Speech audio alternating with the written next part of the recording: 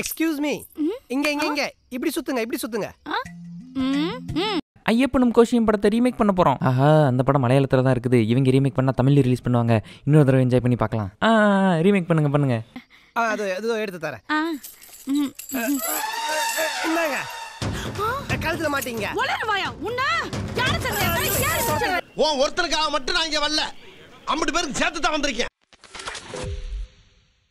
ஐயப்பனும் கோஷியும் படத்தை பீம்லா நாயக்னு ரீமேக் பண்ணாங்க. ரீமேக் ரைட்ஸுக்கு காசை கொடுத்து வாங்கினவங்க அவங்க எப்படி வேணா ரீமேக் பண்ணிக்கலாம். அதை நம்ம ஒரு குறையும் சொல்ல முடியாது. இப்போ குறை சொல்றதுக்கு தான் இந்த வீடியோவான்னு கேட்டிங்கன்னா கிடையாது. இவங்க எப்படி எடுத்திருக்காங்க, அதையே இவங்க எப்படி எடுத்திருக்காங்கன்னு தான் பார்க்க போகிறோம். போய் பாப்போம். ஐயப்பனும் கோஷியும் படத்தை பார்த்த தெலுங்கு ஆடியன்ஸே ரீமேக் பண்ண தெரிஞ்சா பண்ணு, தப்பா பண்ணி அடி வாங்கி சாவாத அப்படின்னு கதர்ன தருணம் இந்த பீம்லா நாயக் படத்துக்கு நடந்துச்சு. அப்படி என்னத்தை தான் ரீமேக்ல மாத்தினாங்க, என்னதான் குளறுபடி பண்ணி வச்சிருக்காங்க, இதையெல்லாம் பத்தி இந்த வீடியோல டீட்டெயிலா பார்க்கலாம். ஐயா, என்ன சின்ன ரிக்வெஸ்ட், என்ன இந்த சேனல் அப்படியே சப்ஸ்கிரைப் பண்ணிட்டு வீடியோ பாக்குறீங்களா?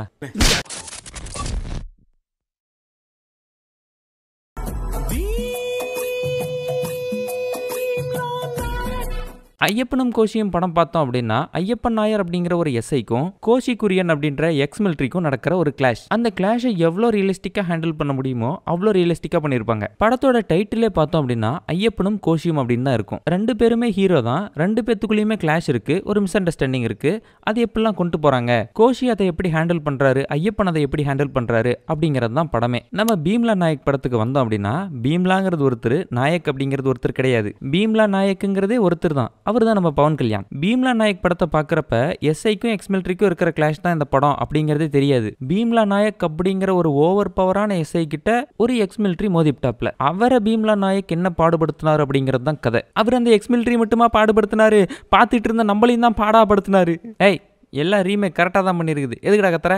எது கத்துறனா? இது ஐயப்பனும் கோஷியமோட ரீமேக் தான், இருந்தாலும் டிபிக்கல் பவன் கல்யாண் படம். நம்ம ஐயப்பனும் கோஷியும் படத்துல ஐயப்பன் நாயர் அங்கதான் உட்காந்து பீடா போட்டுட்டு இருப்பாரு. அப்பதான் நம்ம கோஷி வந்து மாட்டுவாரு. அவரு நார்மலா தான் பேசிட்டு இருப்பாரு. அதுக்கப்புறம் கொஞ்ச நேரம் கழிச்சு ஞாபகம் வந்துதான் என்ன ஏன்டா தள்ளி விட்டீங்கன்னு சண்டைக்கு போவாரு. நம்ம கோஷி யாரையுமே அடிக்க மாட்டாரு, புடிச்சு தள்ளி தான் விடுவாரு. அதுக்கப்புறம் மறுபடியும் பிடிக்கும் போதுதான் ஒரு போலீஸ்காரோட கழுத்தை பிடிச்சிருவாரு. அப்ப ஓரமா பீடா போட்டுட்டு இருந்த நாயர் உள்ள என்ட்ரி கொடுத்து அடிய போடுவாரு. ஆனா இங்க நம்ம டேனி இறங்கின உடனே அடிதான். போலீஸ் கிட்ட ஃபைட்டை போட்டுட்டு இருப்பாரு.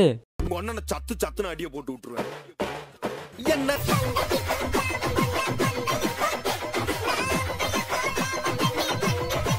ஐயப்பன் நாயருக்கு இங்க பேசிக் என்ட்ரி தான், ஆனா நம்ம Pawan கல்யாணுக்கு powerful entry.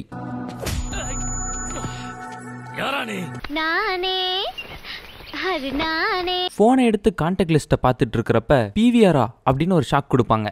Pinarayi Vijayan sir number ஒன்றும் இல்ல, ஐஜி விஜயன் சார் நம்பர். அதுவே இந்த பீம்லா நாயக் படத்துல பார்த்தோமா 5 ரூபாய்க்கு நடிக்க சொன்னா 500 ரூபாய்க்கு நடிப்பாங்க.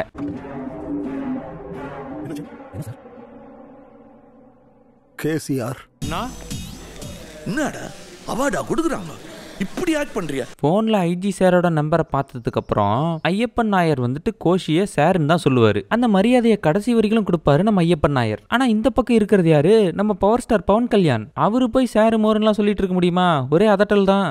സാർ ഇന്ന് നടന്നൊരു ജോയിന്റ് ഇന്റർസെപ്ഷൻ, അങ്ങോട്ടാണ് സാർ ഒന്ന് കയറിയത്. സാർ ഒരുപാട് വയലന്റ് ആയിരുന്നു. நீ ஸ்மഗ്லர்னு நான் சொன்னா, ஆனா நீ சாதாரண மனுஷன் மாதிரி நடந்துக்கிட்டியா? ஊருக்கெல்லாம் போக வாய்ப்பில்ல தம்பி. நம்ம கோஷி கொஞ்சம் சத்தமா பேச ஆரம்பிச்சதும் ஸ்டேஷனே அலர்ட் ஆகும். அப்ப நம்ம நாயர் வந்துட்டு சட்டில்டா மிரட்டுவாரு. அதுக்கப்புறம் கோஷி நாயர் கிட்ட கெஞ்ச ஆரம்பிச்சிருவாரு. கிறிஸ்மஸ் வரப்போகுது, ஃபேமிலியோட கிறிஸ்மஸ் கொண்டாடணும், எனக்கு 2 பெண் குழந்தைங்க இருக்கிறாங்க அப்படின்லாம் சொல்லி கெஞ்சுவாரு. இங்கேயும் நம்ம டேனி கொஞ்சம் சத்தமா பேசினதும் எல்லாரும் அலர்ட் ஆக ஆரம்பிச்சிருவாங்க. அதுக்கு நம்ம பிகே என்ன பண்றாருன்னு பாருங்க. என்ன சொன்ன? என்ன என்ன எடவியாது? ஏய், அவன் மிலிட்ரிக்காரன்டா, உங்களை விட அதிகமா கன் யூஸ் பண்ணிருப்பான். அவன்கிட்ட போய் கன் இருக்கிற இடத்த கட்டரை எடுத்து போட்டு சுட்டுவிட்டான என்ன பண்ணுவேன்? ஐயப்பன் நாயரோட வைஃப் பட்டு சைலண்டான கேரக்டர், தேவை இருக்கிற இடத்துல மட்டும்தான் பேசுவாங்க. ஆனா பீம்லா நாயக்கோட வைஃப் தேவையே இல்லாம பேசிட்டு இருப்பாங்க. ஐயப்பனும் கோஷியம்ல ஒருத்த வந்துட்டு கன் பவுடர் திருடிட்டான் அப்படின்னு சொல்லி பேசிட்டு இருப்பாங்க. கன் பவுடர் திருடிக்கிட்டு போய் வெடி வச்சிருப்பான் ஃபாரஸ்ட்ல. அவங்கிட்ட நம்ம ஐயப்பன் நாயர் வந்துட்டு இந்த மாதிரி லைசன்ஸ் இல்லாமலாம் வச்சிட்டு இருக்க கூடாதுப்பா அப்படின்னு அட்வைஸ் பண்ணி அனுப்புவாரு. அந்த இடத்துல பெருசா சென்டிமெண்ட் இருக்காது, லைட்டா காமெடி இருக்கும். அதுவும் அந்த கன் பவுடர் திருடினவங்கிட்ட கொஞ்சமா எடுத்துக்கோ அப்படின்னு சொல்லிட்டு மறுபடியும் அவனை அதட்டி அனுப்பிடுவாரு. ஆனா இது நம்ம சக்தி நட்சத்திரத்தோட படம் அப்படின்னா அதான் யா பவர் ஸ்டாரு போட்டு இங்க இவர் சென்டிமெண்ட்டை புரிஞ்சிட்டு இருப்பாரு. எனக்கு ஜெயிலுக்கு போக கூட பயம் இல்ல, ஆனா இந்த கான்ட்ராக்டர் ஆளுக்கு எங்களை கேவலமா நடத்துறாங்க சார். உங்களால யோசிக்கவே முடியாதுங்க. ஏன்னா என்னோட லைஃப் ட்ராஜடி அவ்வளவு பெரிய ட்ராஜடி. ஏய் கொஞ்சமா அவன் எப்படி அதை கையிலேயே பிடிச்சிட்டு போயிடுவானாடா. இதெல்லாம் நடந்து முடிஞ்சதுக்கு அப்புறம் ஐயப்பனும் கோஷியும்ல ஒரு பாட்டு வரும். அந்த பாட்டில் வந்துட்டு ஐயப்பன் நாயர் அதுக்கப்புறம் என்னெல்லாம் பண்ணிட்டு இருந்தாரு, நம்ம கோஷி இல்லாமல் அந்த வீட்டில் எப்படி கிறிஸ்மஸ் போகுது, அவங்க அப்பா அம்மா எவ்வளோ ஃபீல் பண்ணுறாங்க, இது எல்லாத்தையும் காட்டுற மாதிரி ஒரு பாட்டு. ஆனால் இங்கே வரும் பாருங்க ஒரு பாட்டு. அகலும் இல்ல இரவும் இல்ல சூரியனும் உதிக்கும் வேளை பிறந்தானையா புலி குட்டி. சரி, இப்போ உங்களுக்கு ஸ்டெப் என்னன்னா, இந்த கையில நீங்க முறுக்கு புளிக்கிறீங்க, இன்னொரு கையில அதை வச்சு மறைச்சிக்கிறீங்க. எங்க போடுங்க. டனக்கு டனக்கு அமுக்கு டனக்கு டனக்கு குமுக்கு டனக்கு டனக்கு அமுக்கு டனக்கு டனக்கு குமுக்கு. சரி, இப்போ உங்க ஸ்டெப் என்னன்னா, இப்போ உங்களுக்கு ரைட்டு கால் பிடிச்சிக்கிச்சு, அப்படி தூக்கி இறக்குறீங்க. அப்புறம் லெஃப்ட் கால் பிடிச்சிக்கிச்சு, இப்போ தூக்கி இறக்குறீங்க. இங்க போடுங்க. அந்த பாட்டிலே இன்னொரு சீன் வரும். துப்பாக்கி எடுத்து சுடுவாரு, அது போய் ஒருத்தன் கண்ணுல பட்டு கண்ணு மட்டும் கலண்டு தனியா வருமா. என்னிடம் வராதீர்கள் தம்பிகளே, வகுந்து விடுவேன். எழுத்தாணியை சங்கிலே குத்தி விடுவேன். செல்லுங்கள் தோழர்களே. சரி, இப்போ இந்த கையை முன்னாடி கொண்டு வந்துருங்க. இப்போ இன்னொரு கையை வச்சு குத்துங்க. டனக்கு டனக்கு அமுக்கு டனக்கு டனக்கு குமுக்கு. சைடுல விட்டுக்கோ. அந்த கண்ணு கலண்டவன் டாக்டர் கிட்ட கூட போகாம அவனே அவன் கண்ணை எடுத்து உள்ள வச்சுக்குவான்.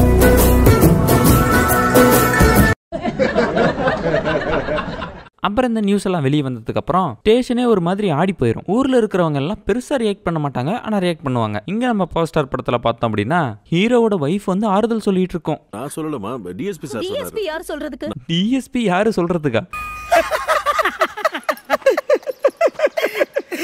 நான் சொல்றத கேளு. நான் சொல்றத கேளுங்க. அவ எங்கேயும் போக மாட்டா. எந்த பயனும் இல்ல. இப்போ இந்த கேரக்டருக்கும் இந்த ஸ்டேஷனில் நடக்கிறதுக்கும் சம்மந்தமே இல்லை. இருந்தாலும் கூட்டிகிட்டு வந்து நீ ஒரு சிங்க பெண்மா பேசு அப்படின்னு பேச விட்டுருக்காங்க. நாயர் அந்த இடத்துல எதுவுமே பேச மாட்டார், சைலண்ட்டாக கிளம்பிடுவார். அவர் வீட்டுக்கு போன வேட்டி அங்கே வந்து அரெஸ்ட் பண்ணி கூட்டு போயிடுவாங்க. ஆனால் நம்ம பீம்லா நாயக் புலம்புன்னு புலம்பி தள்ளுவார். அந்த பொண்ணை சீலை காட்ட சொன்னேன், இப்போ வேலையை விட்டு அனுப்பிட்டேன். அவன் கான்டாக்ட் லிஸ்ட்டை பார்த்த உடனே உங்களுக்கு ஃபோன் பண்ணிட்டேன் சார். அதான் சார் வித்தியாசம். அதை தவிர வேற ஒன்றும் கிடையாது, வேற எதுவும் இல்லை சார். சார் என்பது புலம்பாம வரீங்களா கொஞ்சம்?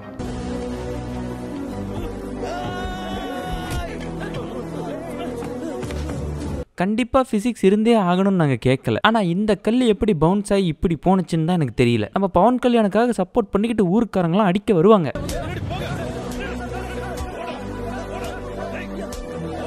காலையில் வந்து கூட்டி விட மறந்துட்டப்பா, தள்ளு கூட்டி விட்டுறேன். உன்னை அசிங்கப்படுத்திட்டான்னு அவனை எதிர்த்து உனக்காக நாங்கள் சண்டைக்கு வந்ததுக்கு உன்னால என்ன பண்ண முடியுமோ அதை பண்ணிட்டேன். எனக்காக ஒரு தடவை அவனை செருப்பால அடி. நான் அடிச்சா எப்படி இருக்கணும் அவனுக்கு நல்லா தெரியும். எந்த ரேஞ்சில் அடிப்பான்னு இவங்களுக்கும் தெரியும். நம்ம கோஷிக்கு ஒரு கில்ட் இருந்துகிட்டே இருக்கும். நம்ம ஒருவேளை தப்பு பண்றோமோ, நம்ம அதனால ரொம்ப பழி வாங்குறோமோ, 10 நாள் தானே நம்மளை ஜெயிலில் வச்சான், அதுக்கு அவன் வேலையவே போக வைக்கணுமோ அப்படின்ற ஒரு கில்ட் இருந்துகிட்டே இருக்கும். அவங்க அப்பா தான் எஸ்பி ஆஃபீஸில் போய் ஃபோனை சப்மிட் பண்றா அப்படிம்பாரு. அதே தான் இங்கேயும், பட் இவங்க ஸ்டைலில் இருக்கும். நம்ம ஐயப்பன் நாயர் செரிகாண்டில் போயிட்டு ஜேசிபியை வச்சு நம்ம கோஷி கூட ஒருத்த சுத்துவான் பாருங்க, அவன் கடையை இடிச்சு நொறுக்குவாரு. பார்க்கறதுக்கே செம்ம மாசா இருக்கும். இங்க நான் இன்னும் பில்டப் ஏத்துறேன்னு சொல்லி அவர் சஸ்பெண்ட் ஆகிறப்பயே நாயக் சார் சஸ்பெண்ட் ஆயிட்டாரு, நம்ம பீம்லா டியூட்டிக்கு வர போறாரு.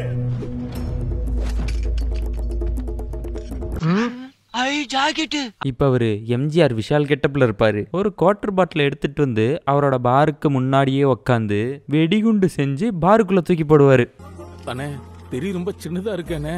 நாகராஜ் வீரம் மட்டும் இதை விட பெருசா என்ன? நிஜமாவே வீரத்தை தான் சொல்றாரா? Happy Deepavali Nagaraj sir. இது பத்தாதுன்னு விரட்டிட்டு போனவங்க மேல உருண்டியை தூக்கிறீரா? உருட்டி வச்சிருந்தான் போல இருக்கு. நம்ம கோஷியோட வண்டியை வந்துட்டு போலீஸ்காரங்க சீஸ் பண்ணிட்டு போயிருவாங்க. கோஷி அங்கிருந்து நடந்தே போவாரு. அவர் செம்ம டயர்டா போயிட்டு இருக்கிறப்ப ஐயப்பன் நாயர் வந்து லிஃப்ட் கொடுப்பாரு. அதுக்கப்புறம் கோஷி ஐயப்பன் நாயர் களத்துல கத்தி வச்சு கோஷி தொலைஞ்சு போயிட்டாருன்னு சொல்லி போலீஸ்ல கம்ப்ளைண்ட் கொடுத்து போலீஸ்லாம் கோஷியை தொலைவிக்கிட்டு சீஸ் இங்கேயும் நடக்கும். டிரைவரையும் வண்டியும் கூட்டிட்டு போயிருவாங்க. கட் பண்ணா டேனியோட அப்பா போலீஸ் கிட்ட கம்ப்ளைண்ட் கொடுத்துட்டு இருப்பாரு. சார் சொல்றேன் கேட்டுக்கிடுங்க, ட்ரைபல் பீப்புள் கிட்ட இருந்து ட்ரைபல் பீப்புளோ இல்ல லைசன்ஸ் வச்சிருக்கிறவங்களோ பொருள் வாங்கலாம். லைசன்ஸே இல்லாம பொருள் வாங்கினா அதுக்கு பேர் என்ன? அது ஸ்மக்லிங்னு சொல்லுவாங்க சார். அந்த ஸ்மக்லிங்கை தான் பீம்லா நாயக்கோட வைஃப் பண்ணிட்டு இருக்குது. டேக் ஆக்ஷன் அப்படின்ட்டு போயிடுவாரு. இவரோட வைஃபே ரூல்ஸ் மீறிட்டு இருக்குது. இவர் எப்படி மத்தவங்கள ரூல்ஸ் ஃபாலோ பண்ண சொல்றாரு? பேமெண்ட் அம்மா கொடுத்தாளா? ஏய் அம்மா பத்தி பேசாத. ஏய் உன் அம்மாவை பத்தி பேசுனதுக்கே உனக்கு எரியுது. என் புள்ளையோட அம்மாவை தூக்கு வேண்டாம் எனக்கு எப்படி இருக்கும்? என்னடா லாஜிக் இது? என்ன லாஜிக் இது? அதுக்கப்புறம் நம்ம பீம்லா நாயக் வந்து ஒரு பில்டப்ப கொடுப்பாரு பாருங்க. ஒரு காட்டு விலங்கு சங்கிலியை போட்டு கட்டி வச்ச மாதிரி ஒரு எக்ஸ்ட்ரீமிஸ்டுக்கு யூனிஃபார்ம் போட்டு கண்ட்ரோல்ல வச்சிருந்தோம். அது யூனிஃபார்ம்னே கழட்டிட்டேன். இவர் கொடுத்த பில்டப் எல்லாம் கேட்டுட்டு ஒரு ஆட்டுக்குட்டி மேய்க்கிறவர்கிட்ட போய் அந்த நாயக்கோட பேக் ஸ்டோரின்னு அவரு எங்கேருந்து எங்கள் ஊருக்கு வந்தாருன்னு தெரியாது, ஆனால் எங்கள் ஊருக்கு வந்தார், ஒருத்தன் எங்கள் 3 பிள்ளைங்களை கடத்திக்கிட்டு போயிட்டான், அதை போய் காப்பாற்றினாரு, அப்பையிலேருந்து அவர் தான் எங்களுக்கு சாமி. என்னடா அந்த பேக் ஸ்டோரி கேட்டுட்டு என்னடா இதெல்லாம் ஒரு பேக் ஸ்டோரியா அப்படின்னு நடந்தே வீட்டுக்கு போறாரு. அப்படியே கிளைமேக்ஸ் பக்கம் வந்தமா, கிளைமேக்ஸ்ல வைப்பாங்க பாருங்க ஒரு கிரிஞ்சு. என்னடா பசங்க படத்துல ஜீவாக்கு பில்டப் பண்ற மாதிரி பண்ணிட்டு இருக்காரு. இப்ப ஜீவா எதுக்கு நிக்கிறா சொல்லு? தெரியல. அன்பு அடிக்க முடியாம போச்சுங்கிற கோபம். இப்ப பாரு அவன் சட்டப்பைய பிச்சுக்குவான். எதுக்கு? ஜீவா பணக்காரன்டா, அவன் கோவத்தை இப்படித்தான் காட்டுவான். காசை எடுப்பாங்கிறியா? அட போடாங்கிட்டு. அதுக்கப்புறம் நம்ம டேனியோட வைஃப் வந்து கெஞ்சும். அவனை எம்எல்ஏ எம்பி நம்பர்லாம் வச்சிருந்ததுக்கு பதிலா என் தங்கச்சி போட்டோ வச்சிருந்தா அன்னைக்கே அவனை விட்டுருப்பேனடா. கிரிஞ்சுங்க, கிரிஞ்ச் ஆஃப் தி இயர் உங்களுக்கு அவார்டே தரலாங்க. எப்பறாங்கண்ணே சூப்பர் கிரிஞ்சு, இந்த மாதிரி கிரிஞ்சு நான் பார்த்து தரலாங்க. எப்படியோ கடைசியில் சேர்றதாவது ஒரே மாதிரி வச்சு தொலைஞ்சாங்களே. எனக்கு இருக்கிற ஒரே வருத்தம் என்னன்னா டேனி கேரக்டருக்கு வெயிட்டேஜே கொடுக்கல. எல்லா இடத்துலையும் பீம்லா நாயக்க பெருமைப்படுத்துறதுக்கு ஒருத்தன் இருந்துகிட்டே இருப்பான். என்னமோ பவன் கல்யாண் படம்னு வந்துட்டு இதெல்லாம் அட்ஜஸ்ட் பண்ணி போய் தான் ஆகணும். பீம்லா நாயக் வந்துட்டு ஒரு கன்றாவியான படம் அப்படின்லாம் ஒன்றும் கிடையாது. அந்த ஒரிஜினல் ஃப்ளேவர் படத்தோட கம்பேர் பண்ணுறப்போ ஒரிஜினல் படம் கொஞ்சம் நல்லா இருந்துச்சு. ஐயப்பனும் கோஷியும் படமே வந்துட்டு ஒரு 2 பேத்துக்குள்ள நடக்கிற கிளாஷ், அதை வந்துட்டு ஜாலியாக உட்காந்து பார்க்கலாம் அப்படின்ற மாதிரி தான் இருக்கும். ஊருக்குள்ள ஒரு 2 பேர் சண்டை போட்டுக்கிட்டா எப்படி இருக்கும் அப்படி தான் இருக்கும். ஆனால் இந்த படம் அப்படியே டோட்டலாக டிஃப்ரெண்ட் ஆகி ஒரு ஹீரோ கூட ஒரு வில்லன் சண்டை போடுறான் அப்படிங்கிற மாதிரி ஆயிடுச்சு. சப்போஸ் ஐயப்பனும் கோஷியும் படம் பார்க்காம இந்த படத்தை நான் பார்த்துருந்தேன்னா எனக்கு இந்த படம் பிடிச்சி கூட இருந்திருக்கலாம். அவ்வளோதான் இந்த வீடியோ. மறக்காம லைக், ஷேர், சப்ஸ்கிரைப் இதெல்லாம் பண்ணிக்கோங்க. நான் உங்களை அடுத்த வீடியோவில் வந்து பார்க்குறேன். பாய்.